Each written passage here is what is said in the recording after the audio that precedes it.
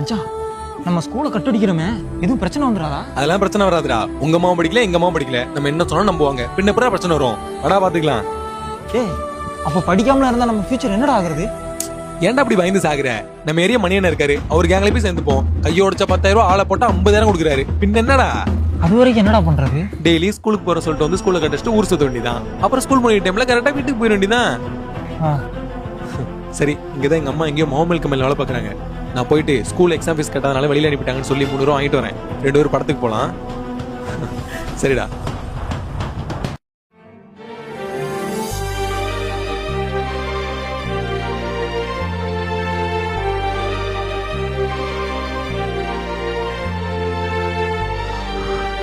அம்மா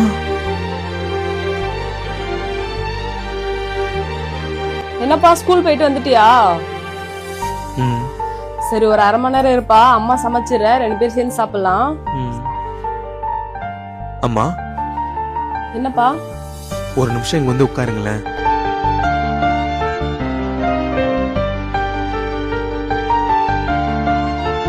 டேய், என்னாச்சுடா உனக்கு? என்ன பண்ணிட்டு இருக்க? நீ மாமல்ல தானே வேலை பாக்குறேன்னு சொன்ன, அப்புறம் எதுக்குமா இன்னைக்கு கட்டிட வேலை பார்த்துட்டு இருந்த? ஒவ்வொரு நாளைக்கும் ஒவ்வொரு வேலைப்பா. நாளைக்கு இந்த வேலை இல்லைன்னா சாக்கடை அல்றதோ இல்ல குப்பல்ற வேலையோ பார்க்க வேண்டியதா. எதுக்குமா இப்படி எல்லாம் கஷ்டப்பட்டு வேலை பார்த்துட்டு இருக்க? நல்லா படிக்க வைக்கணும் இல்லையா? அதுக்காக அம்மா என்ன வேலைனாலும் பார்ப்பேன். நான் படிக்காதனால தானே இவ்வளவு கஷ்டப்பட்டுட்டு இருக்கேன். அதே நிலைமை உனக்கும் வந்துடக்கூடாதியா?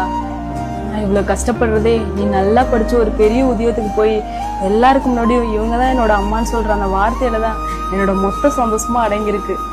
அது போதுமையா எனக்கு? அம்மா, ஒரு நாள் பாருமா, நீ பெருமைப்படுற அளவுக்கு படிச்சு ஒரு பெரிய அதிகாரத்துல போய் உட்காருவோமா.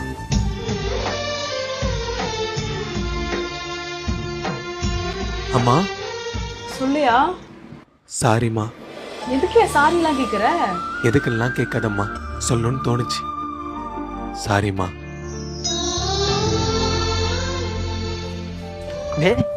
என்னடா ஸ்கூலை கட்டடிச்சிடலாமா? இதுக்கப்புறம் அதெல்லாம் வேணாண்டா. உங்க அம்மாவும் எங்க அம்மாவும் வெயிலையும் மழையிலையும் கஷ்டப்பட்டு நம்மள படிக்க அனுப்புறாங்க. தான் படிக்கல, தான் பிள்ளையாவது படிக்கட்டும்ட்டு. இதுக்கப்புறம் ஒழுங்கா ஸ்கூலுக்கு போய் படிக்கலாம்டா. வா போலாம்.